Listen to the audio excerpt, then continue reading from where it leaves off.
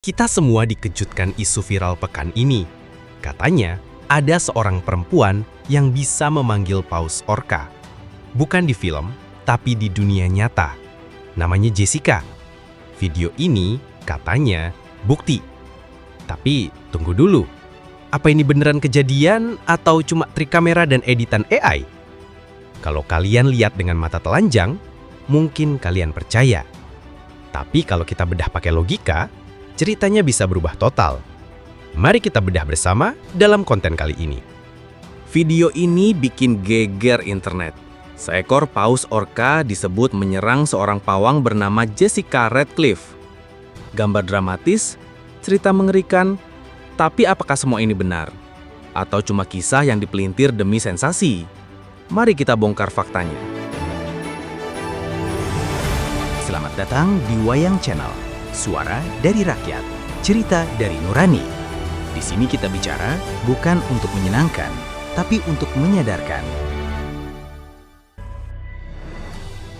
Beberapa hari terakhir, media sosial riuh. Katanya, ada seorang perempuan bernama Jessica yang bisa memanggil paus orca. Videonya tersebar, gambarnya memukau, suaranya memanggil, lalu muncullah sang raksasa laut.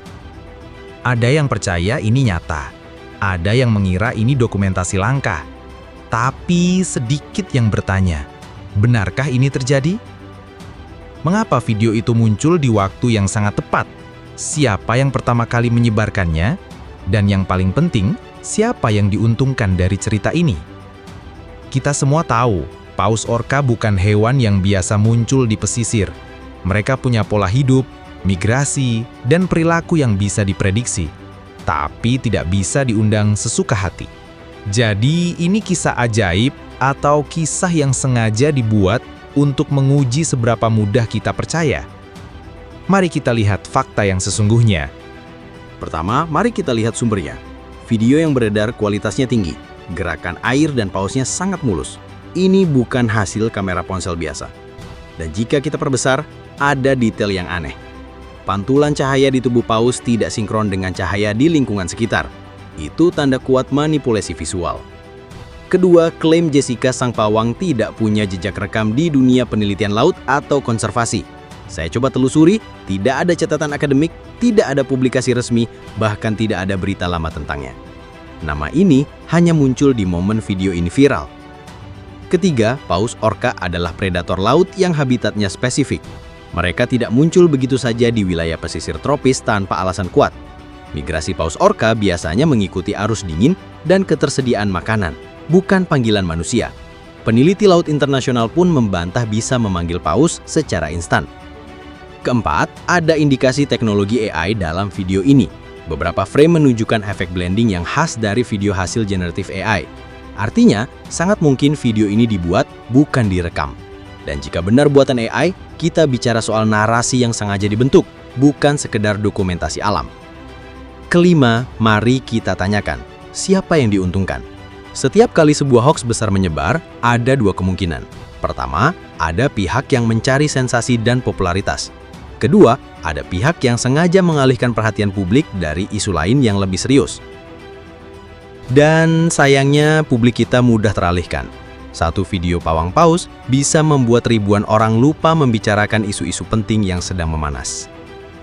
Kita juga harus bicara soal pola penyebaran video ini. Kalau diperhatikan, video pawang paus ini meledak di banyak platform secara serentak. Bukan hanya di YouTube, tapi juga di TikTok, Instagram, bahkan WhatsApp. Ini jarang terjadi kalau memang video itu asli dan organik. Biasanya, video asli butuh waktu bertahap untuk viral. Tapi di sini, hanya dalam 24 jam jutaan tayangan muncul. Itu mengindikasikan adanya dorongan sistematis. Lalu, lihat narasinya. Kata-kata seperti kemampuan langka, panggilan magis, dan hubungan mistis manusia dengan paus sengaja dipilih untuk membentuk kesan tertentu. Bahasa ini bukan bahasa ilmiah, tapi bahasa yang dirancang untuk menggugah emosi. Dan ketika emosi penonton tergugah, logika biasanya ikut longgar.